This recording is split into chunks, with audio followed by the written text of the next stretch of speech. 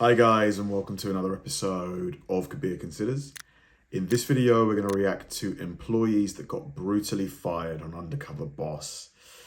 Now, most of us have seen those episodes of Undercover Boss where the real employee impresses the boss so much that they get given either a promotion or a cash sort of donation or some kind of other benefit, usually like some kind of scholarship for their child or something like that. So we usually see the good stuff, but apparently I've never seen this. There's been situations where the boss, in disguise, the person that they're with has been so bad that they actually get fired. That's got to be so terrible. Can you imagine that? You didn't know that you were being filmed. You didn't know that you were with your boss.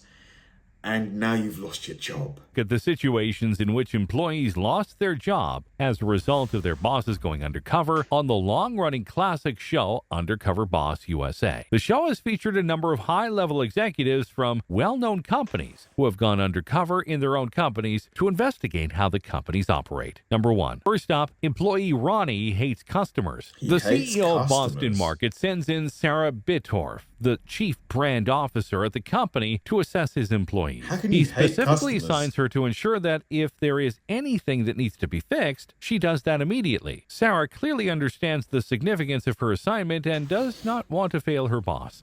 Hi, Sarah. Have a seat. I've spent so much time in the field. They're going to recognize me right away. You have a great advantage. They're not going to know who you are, and you're going to get down to the issues working alongside of them. The CEO is putting a lot of faith in me for this assignment, and I have to get it right. My husband's going to freak out when he sees this. Customer interaction happens. I can influence the customers as well. A diner waitress who hopes to open her own restaurant. Undercover boss Sarah meets Ronnie, who shows her around. Initially managing to charm Sarah with his jokes and banter, he soon takes an offensive turn. While showing Sarah the way they do things, he constantly mentions hating his job and hating the standard that the company has set for them. Because our hourly shift supervisors are in a leadership role, they set the tone for all of the employees in the restaurant. So we want them to be energetic, positive attitude, and we want them to be really focused on delivering warm and friendly service. I'm Ronnie. Hi, Rachel. Nice to meet you. Nice to meet you. You excited? Yeah, a little nervous. You have a great teacher. Oh, good. Standard procedure is to greet the customer as they walk in and say, hello, welcome to Boston Market, blah, blah, blah, whatever. I'm like the Kim Kardashian of Boston Market. My first impression of Ronnie is his jokes are inappropriate. He's really kind of fun. It shouldn't be a question because that is what corporate has told us to do. It has to look like that at all times. Otherwise, we get in trouble with ridiculous standards. Ronnie kept referencing, this is the way we do it because corporate tells us to. That concerns me a little. And if that wasn't enough, Ronnie, can you not see the camera behind you? Ronnie, I have to say, you're a moron. There's a camera right there. What does he think the camera's there for? To his image, Ronnie goes on to express how much he hates children and elderly customers. While packing some of the food, Sarah points out that one of the items is very greasy, to which Ronnie says, they're customers. They're not anything special, leaving Sarah The customers are the business. Without the customer, you wouldn't have a job, Ronnie. appalled. Children and old people are literally the worst I've ever seen in my entire life because none of them know what they want and they're literally can't talk. You just kind of have to deal with it. Our guests are our bread and butter. They pay our checks. They pay his paycheck. So she's going to be here dealing with her children, and we just have to wait. I don't know how hard it is to read a menu. This is insane. Families include kids and they include older people. How come you got a job at Boston Market? Oh, that one's kind of greasy. They're customers, they're not anything special. Customers are such little bitches and all the time pleasing the customer. Yeah, well that's the business that we're in, right? Yeah. Sarah's furious with the way Ronnie feels about Boston Market's customers. She feels she needs to take immediate action. After calling Ronnie outside for a minute, Sarah reintroduces herself as the chief brand officer at Boston Market. She goes on to explain to Ronnie how one of the values of Boston Market is love to serve. And Ronnie clearly does not fall into that category. She sends Ronnie home for the day, who feels that this action has not been taken justly. Honestly, good work, Sarah. I can't have someone who just told me that they hate customers more than anything in the world, the complete antithesis of what we stand for. I can't stand by and let this happen for 1 minute longer. Ronnie, can I talk to you outside? Yes, sure. Ronnie, man. So, Ronnie, I wanted to reintroduce myself to you. I'm not actually Rachel. Who are you? My name is Sarah Bidorf. I'm the Chief Brand Officer of Boston Market, No. and you're on Undercover Boss. I did get you. Got you saying a bunch of things about our customers. I did. I'm angry, and I'm heartbroken, and I'm disappointed. One of our values is love to serve, and you don't seem like you love to serve. Without the guests in there, we don't have a business, and you don't have a paycheck, and neither do I. What I'm gonna do is I'm gonna send you home for the day. I wanna think about whether this is really the right job choice for you. That's it? That's all? I don't know. I didn't think it was that terrible. It's not wrong of me to hate people. I'm not trying to justify like how mean I was. It's not wrong of me to like, hate They don't know I'm saying it, so it's not really that big a deal. Number 2, up next. Man, like I'm always usually on the side of the employee. I'm very pro-union, you know, I'm very for like, you know, employees and their rights and things like that. But in this instance, she was completely right to fire the guy. At the end of the day, like if there's no customer, if you're pissing off the customers and talking crap about them, you know, there's no business. Like I'm sure you could find another job doing something else. Yeah, she made the right call. It's hard to argue against that. Desk associate Jacqueline needs an attitude fixing. Founder of Retro Fitness, Eric Casabori, tackles some very heavy lifting of his own as an undercover boss. He meets the front desk associate at the branch, Jacqueline, who initially makes it to the good side of Eric until, of course, she opens her mouth. I want to go undercover because we're at a critical point in Retro Fitness. Today we're in Fair Lawn, New Jersey, Retro Fitness, where we'll be working at the front desk. It would be my expectation that whoever's working is up for the task. The front desk position is really important. Nice to meet you. Nice to meet you too. You got your... I do, yes. Oh, there we go. Ready. Like, there's a lot of stuff to know, Okay. but it's not hard. Like me, I'm just a front desk. So I just kind of sit here, say my hays, how are you, walk around, just that. No, but most of the time, I'm kind of just like this. Someone walks in, hey, how you doing? Use that while you work. If someone may have a question, maybe they might not approach you because they think you're busy. That's actually never happened to me. People love to interrupt here. People love to be obnoxious. I'm not a slave. I don't work for you. People, I just want to punch them in the face sometimes. Nice girl and nice smile. Think, hey, all is right in the world. And then she opens her mouth and it's like, you know, the bats from hell start flying out. Jacqueline's tongue is as sharp as a knife, and she chooses to stab while she teaches Eric how she does things. She shows him how to make smoothies her way instead of what the recipes tell them to do. And then she continues to dump all of the leftover smoothies down the drain. Eric, who objects and is dealt with by Jacqueline in the same manner and called condescending. Do you want to do smoothies? Yeah, I think it's great. They're really important. It's super explanatory. Like, you would be literally brain dead if you can't get it. So if you look at that and can't understand it, then you should probably turn around and not do this. Go here. This is our peanut butter and chocolate. We're not supposed to put more than what it says on the menu. And it says on the menu, 1 pump. I always put 2.5. It tastes better, honestly. The juice bar is on average 15% of the annual revenue inside of the gym. One area of the gym that I really care about. At some point, I realized that maybe we should have renamed it Jacqueline's Juice Bar. Do you want to show me how to make a shake? Dirty peanut.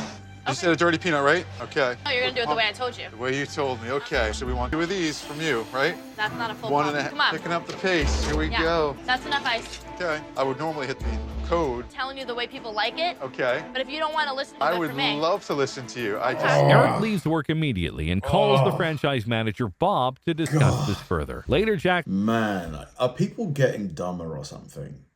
Like, if you're in a situation where some random person you've never met before turns up, asks you to shadow you while you're doing your job, and there's a camera being held by a cameraman, like a TV standard camera, one of those big shoulder-mounted cameras, would you not think, maybe there's something going on here. Maybe I should be on my best behavior.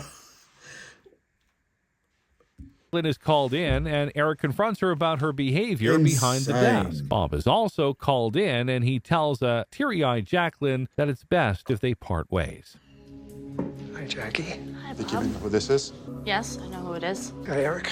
Bob, I called you in because you're my franchisee and Jacqueline's direct boss. What I witnessed there was nothing shy of scary. In fact, I left the job early. I had to get the hell out of there. I said, I gotta call Bob. I can't believe there's someone on this staff that's doing this at this club. You're aware of what he told me, right? No, yeah, I know everything, but, like, you know me, Bob. And do you ever see... Oh, here we go. Here we go.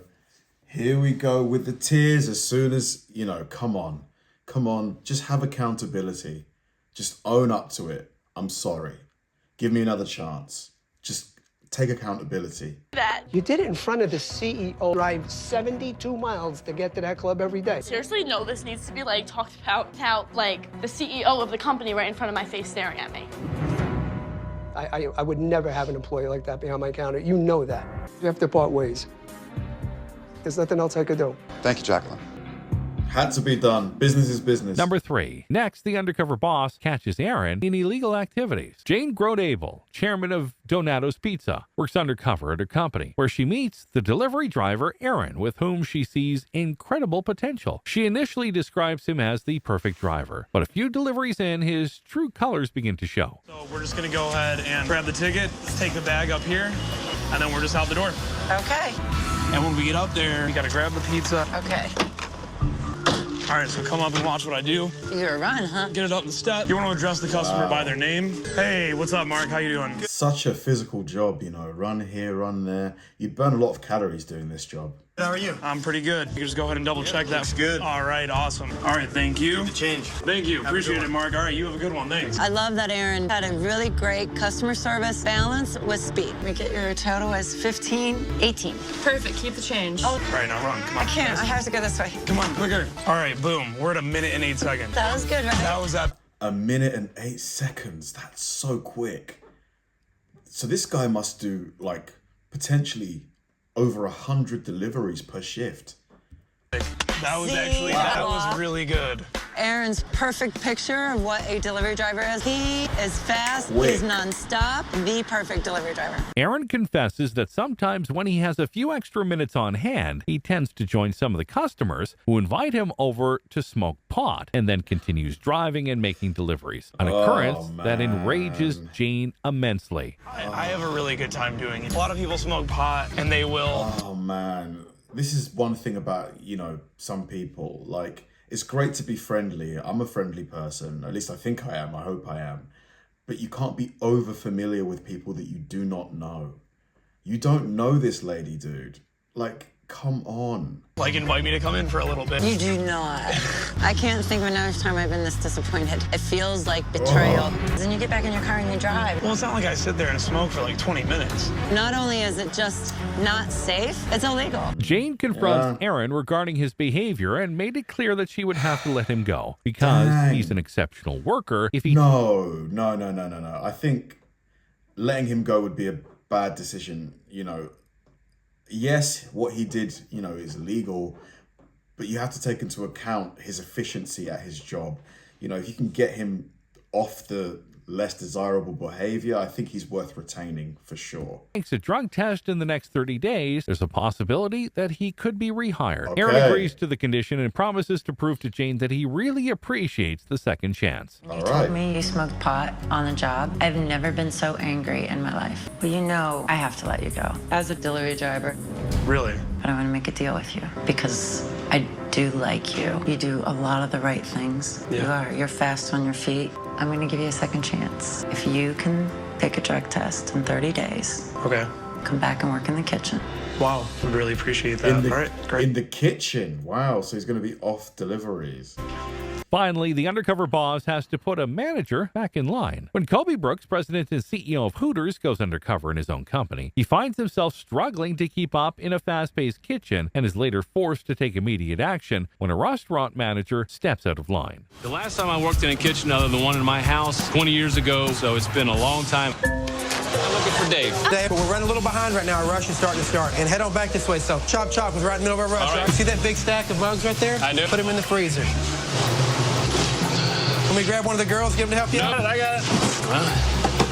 There we go. Take the little strings tied onto you and just drag them along with you, all right? All right. Just follow Freddie on this side over here.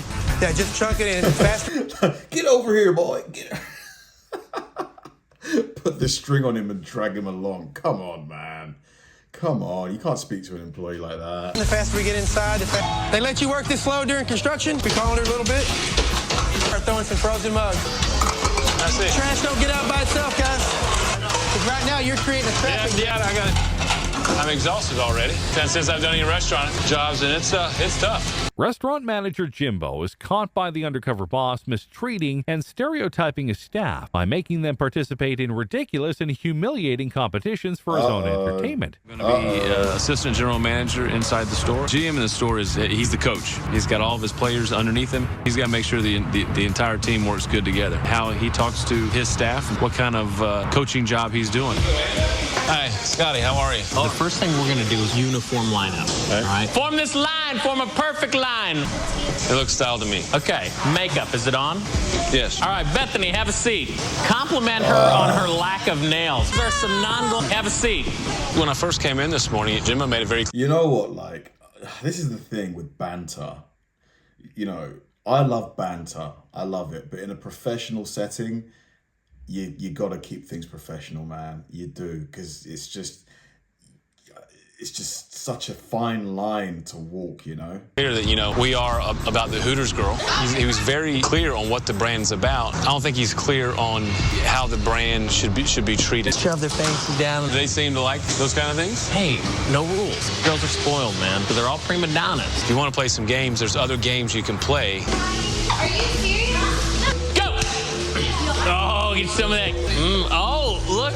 Brianna, how are they, baby? Oh, they look tasty. It's hard for me on this one to bite my tongue. If I could break cover, I would sit down and have a very long, serious talk with Jimbo. The things I saw today were inappropriate. I don't want any part of it. Later, he is called in by the CEO and reminded of how unacceptable his behavior is. Gladly, instead of pointlessly arguing like the employee in the undercover boss incident before him, he admits his mistake. The way that you interact with the girls, quite frankly, is inappropriate.